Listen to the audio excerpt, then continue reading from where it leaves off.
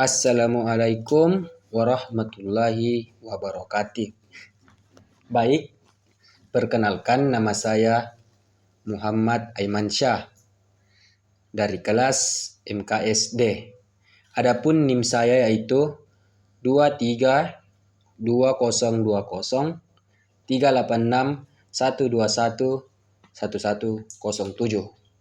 Baik, pada kesempatan kali ini saya akan menjelaskan mengenai alokasi aset. Apa itu alokasi aset? Alokasi aset adalah proses membagi investasi di antara berbagai jenis aset seperti saham, obligasi, dan aset alternatif untuk mengelola risiko dan memaksimalkan imbal hasil. Konsep ini didasarkan pada prinsip bahwa kombinasi yang tepat dari berbagai kelas aset dapat menghasilkan portofolio yang lebih stabil dan menguntungkan.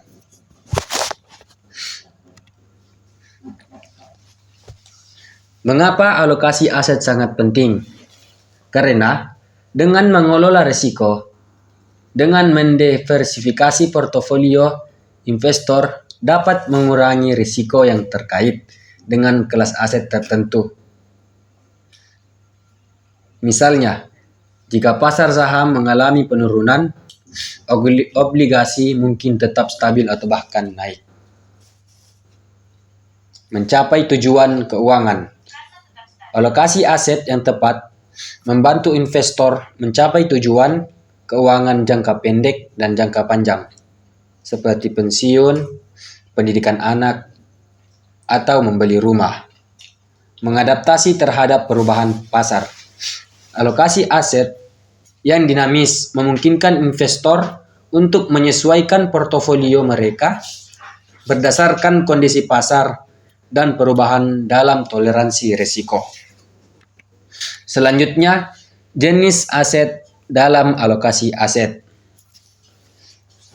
Yang pertama yaitu saham. Karakteristik: memiliki potensi imbal hasil tinggi, tetapi juga risiko yang lebih besar. Nilai saham dapat fluktuatif tergantung pada kinerja perusahaan dan kondisi pasar. Yang kedua, obligasi. Karakteristik: lebih stabil daripada saham, memberikan pendapatan tetap dengan risiko lebih rendah. Obligasi dapat diperdagangkan di pasar primer ataupun sekunder. Yang ketiga, aset tunai. Karakteristik: termasuk simpanan di bank dan instrumen pasar uang, menawarkan likuiditas tinggi tetapi biasanya memberikan imbal hasil yang rendah. Yang keempat, aset alternatif.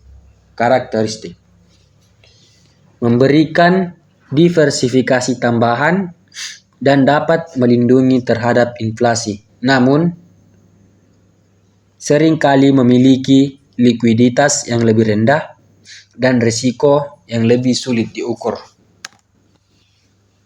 Adapun proses alokasi aset. Yang pertama menentukan tujuan investasi. Dan yang kedua, menilai toleransi portfolio. Yang ketiga, membuat rencana alokasi aset. Dan yang keempat, diversifikasi dalam kelas aset. Dan ada pula strategi alokasi aset. Yang pertama, alokasi tetap. Model ini menetapkan persentase tetap untuk setiap kelas aset.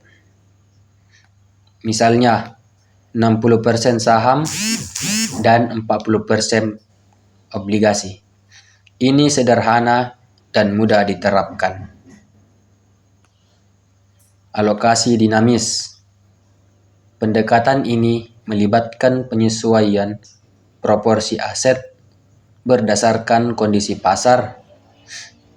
Misalnya, jika pasar saham sedang sangat baik, seorang investor mungkin memutuskan untuk menjual sebagian saham dan membeli obligasi untuk mengurangi risiko.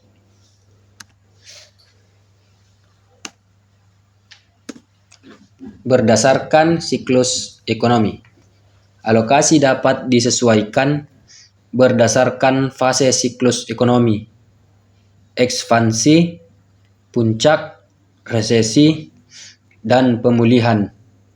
Misalnya, selama resesi, investor mungkin lebih memilih obligasi dan aset defensif.